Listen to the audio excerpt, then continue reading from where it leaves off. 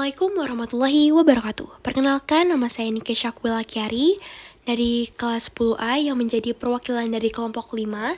Dan pada video ini saya akan membahas mengenai materi matematika yaitu statistika. Nah, apa saja sih yang akan saya bahas? Yang pertama, yaitu menyajikan data dalam tabel distribusi frekuensi dalam bentuk diagram lingkaran, garis, dan batang. Lalu saya akan membahas ukuran letak data, ukuran perumusan data, dan ukuran penyebaran data. Mari kita mulai dari yang paling pertama, yaitu distribusi frekuensi. Jadi, distribusi frekuensi adalah cara menyajikan data agar lebih mudah dibaca. Biasanya dalam tabel lalu divisualisasikan dalam bentuk diagram. Nah, ada 3 jenis diagram nih. Diagram batang atau bar chart itu cocok untuk data kategorik atau jumlah per kelompok. Lalu ada diagram garis, yaitu line chart, cocok untuk melihat perubahan tren dari waktu ke waktu. Dan yang ketiga ada diagram lingkaran atau pie chart, itu menunjukkan persentase masing-masing kategori dari total. Nah, dalam kehidupan sehari-hari, kita akan sering nih melihat grafik ini di laporan keuangan, grafik penjualan, statistik cuaca, dan kehadiran siswa. Nah, berikut adalah contoh diagram-diagramnya. Nih, ada diagram batang, garis, dan lingkaran. Dan berikut adalah contoh soal. Saya akan menjelaskan penyebaran data tunggal. Yang pertama ada jangkauan. Jangkauan simbolnya yaitu J. J sama dengan X maksimum dikurang X minimum. Datanya ada 3, 4, 5, 5, 7, 8, 9, 9, dan 10. J atau jangkauan sama dengan 10. 10 kurang 3 sama dengan 7. Yang kedua ada hamparan. Hamparan atau H, Q3 dikurang Q1. Datanya ada 3, 4, 5, 5, 7, 8, 9, 9, dan 10. Yaitu ganjil. Kalau ganjil, di sini ada 4 data, di sini juga ada 4 data. Berarti 7 sebagai median atau kuarti. Kuarti kedua. Kita ambil Q1 di sini. Q1 berarti di tengah sini. Q1 itu perjumlahan dari 4 tambah 5 dibagi 2, yaitu hasilnya 4,5. Q3 dapatnya dari sini. Berarti 9 tambah 9 dibagi 2, yaitu 9. Kita udah dapat nilai kuartinya. Kalau yang ditanyakan hamparan, kita masukkan Q3 dikurang Q1 sama dengan 9 kurang 4,5, yaitu 4,5. Selanjutnya simpangan kuarti. Simpangan kuarti simbolnya yaitu QD. Setengah Q3 dikurang Q1. Setengah 9 kurang 4,5. Setengah 4,5, yaitu hasilnya QD sama dengan 2,25. Sekian dari penjelasan saya tentang penyebaran data tunggal. Mari kita lanjut ke yang kedua, yaitu ukuran letak data, kuartil, desil, dan persentil. Ukuran letak ini menunjukkan posisi data dalam sekumpulan data dan dibagi menjadi 3. Kuartil yang dilambangi dengan huruf Q, yaitu membagi data menjadi 4 bagian. Lalu desil yang dilambangi dengan huruf D, yaitu membagi data menjadi 10 bagian. Dan persentil yang dilambangi dengan huruf P, yaitu membagi data menjadi 100 bagian. Nah, dalam kehidupan sehari-hari ini digunakan dalam ranking siswa, seleksi beasiswa, dan analisis data penghasilan. Oke, jadi di sini saya akan menjelaskan tentang ukuran letak data. Ukuran letak data adalah nilai yang menunjukkan posisi suatu data dalam rangkaian data yang telah diurutkan. Nah, salah satunya meliputi kuartil, desil, dan persentil.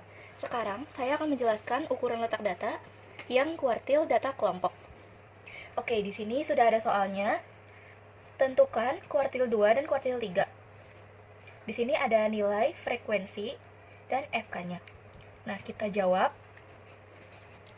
Jadi, kuartil 2 dulu, X 2/4 dikali 40 sama dengan X 20 dikali 90 sampai 34. Lalu, TB plus 2/4 dikali 40 dikurang 10 dikali 5/10. Lalu 29,5 plus 20 kurang 10 dikali 5/10. 29,5 plus 5 dan hasilnya adalah 34,5. Ini adalah hasil dari kuartil. Nah, sekarang yang kuartil 3 sama dengan X 3/4 dikali 40 sama dengan X 30 kelas 40 sampai 44. Sama dengan TB plus 3/4 dikali 40 per 29 dikali 5. Lalu setelah itu dibagi 5. Nah, 39,5 plus 30 dikurang 29 dikali 5 dibagi 5 lagi. Ini 5-nya dicoret, lalu hasilnya adalah 40,5. Kuartil 3 hasilnya 40,5. Dan berikut adalah contoh soal. Mari kita lanjut yang ketiga, yaitu ukuran pemusatan data, yaitu ada rata-rata atau mian, ada median, dan juga modus. Apa sih itu ukuran pemusatan? Jadi ukuran pemusatannya itu menunjukkan nilai tengah atau pusat dari sekumpulan data. Yaitu ada rata-rata atau mian, yaitu jumlah semua data dibagi dengan jumlah data, ada median, nilai tengah dari data yang diurutkan, lalu ada modus, nilai yang paling sering muncul. Nah, dalam kehidupan sehari-hari, kita akan sering melihat, yaitu ada rata-rata gaji karyawan untuk mengetahui upah umum, yaitu median, penghasilan untuk melihat pendapatan tengah masyarakat, dan modus barang yang paling sering dibeli untuk strategi bisnis. Dan berikut adalah contoh soal dari ukuran pemusatan data. Jadi pada video ini saya akan membahas soal matematika mengenai materi statistika yaitu mean, median, dan modus. Pada soal tersebut dapat kita lihat bahwa Desa Sukamakmur Gang 1 melakukan pendataan masyarakat yang berusia 40 tahun ke atas. Hasil pendataan tersebut diperoleh hasil sebagai berikut nih. Usia 40 sampai 44 dengan frekuensi 6, 45 sampai 49 dengan frekuensi 12, 50 sampai 54 dengan frekuensi 8, 55 sampai 59 dengan frekuensi 3, dan 60 sampai 64 dengan frekuensi 1. Dan pertanyaannya, carilah mean dari data usia Desa Sukamakmur tersebut. Pertama-tama, kita harus mencari sigma FI ini. Gimana sih cara kita mencari sigma FI? Yaitu dengan cara menjumlahkan semua frekuensi, yaitu 6 ditambah 12, 18, 18 ditambah 8, 26, 26 ditambah 23, 29, dan ditambah 1 hasilnya adalah 30. Kita sudah menemukan sigma dari FI atau frekuensi. Terus langkah selanjutnya kita harus melakukan apa? Yaitu kita mencari si XI. Gimana cara kita mencari XI? Dengan cara menjumlahkan menjumlahkan angka usia, yaitu angka yang tinggi, yaitu contohnya nih ya, 40 ditambah dengan 44 lalu kita bagi dengan 2.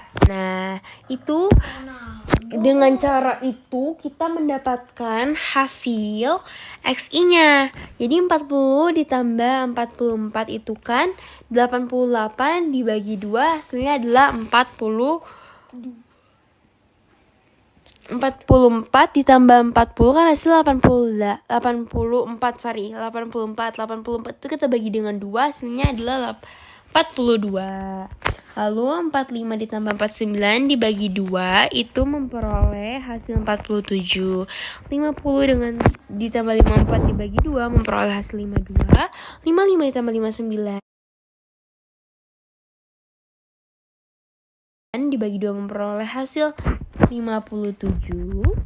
Dan yang terakhir 60 ditambah 64 dibagi 2 memperoleh hasil 62. Oke, sudah kita temuin ya semuanya X1 nih ya. Lalu apa yang harus kita lanjutkan ya?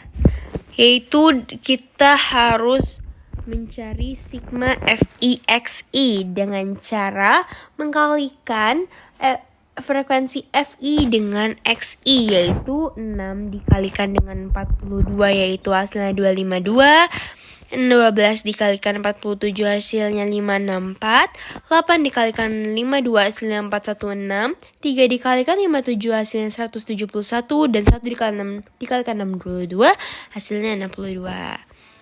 Nah, setelah itu kita harus menjumlahkan dari sigma FI XI ini dengan cara menambahkan atau menjumlahkan semua hasil dari FI XI. 25 tambah 5 ditambah 564 ditambah 416 ditambah 171 dan ditambah 62 itu memperoleh hasil 1465. Nah, kita udah ketemu semua nih, udah ketemu sigma FI, udah ketemu sigma FI XI, udah ketemu XI-nya juga. Dan kita lanjut untuk mencari meannya ini dengan rumus di atas, yaitu X bar sama dengan sigma FI XI dibagi dengan sigma FI. Berarti 1465 dibagi dengan 30, yaitu hasilnya adalah 48,82. Jadi meannya dari D suka maju adalah 48,82. Semoga penjelasan saya mudah dimengerti dan mudah dipahami ya. Dadah. Kita lanjut ke yang terakhir, yaitu ukuran penyebaran data, yaitu ada jangkauan, varians, dan simpangan baku. Apa sih itu ukuran penyebaran? Ukuran penyebaran menunjukkan seberapa jauh data menyebar dari rata-rata. Jangkauan yaitu range, jadi data tertinggi dikurangi dengan data terendah.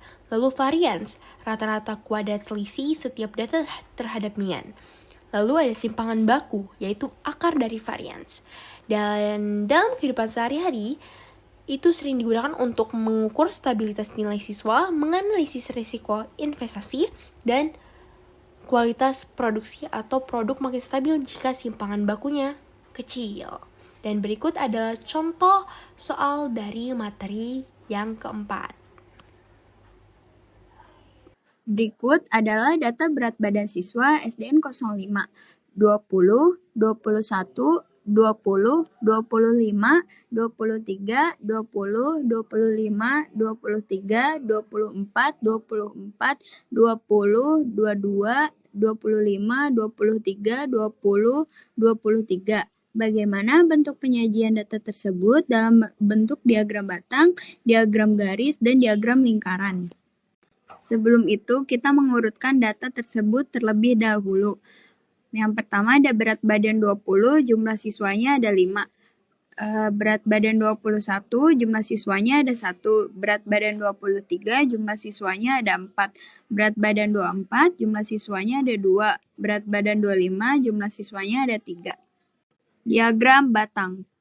Diagram batang adalah salah satu cara untuk menyajikan data dalam bentuk batang-batang, tegak, atau mendatar. Setiap batang mewakili suatu kategori data dan panjang batang menunjukkan kejumlahan atau frekuensi dari data tersebut. Sumbu X mendatar menyatakan berat badan dan sumbu Y tegak menyatakan nilai atau jumlah data. Diagram garis. Sama dengan diagram batang, diagram garis memiliki sumbu X dan Y sebagai alat ukurnya, namun diagram garis menggunakan titik-titik yang dihubungkan untuk menyajikan data. Diagram lingkaran. Untuk membuat diagram lingkaran, pertama-tama kita harus mengubah datanya dulu ke dalam persentase, lalu jika sudah diubah buatlah lingkarannya dan masukkan persentase. Ini adalah penjabaran datanya dalam bentuk diagram lingkaran. Dan berikut adalah video penjelasan dari kelompok 5. Semoga mudah dipahami dan mudah dimengerti. Sekian, wassalamualaikum warahmatullahi wabarakatuh.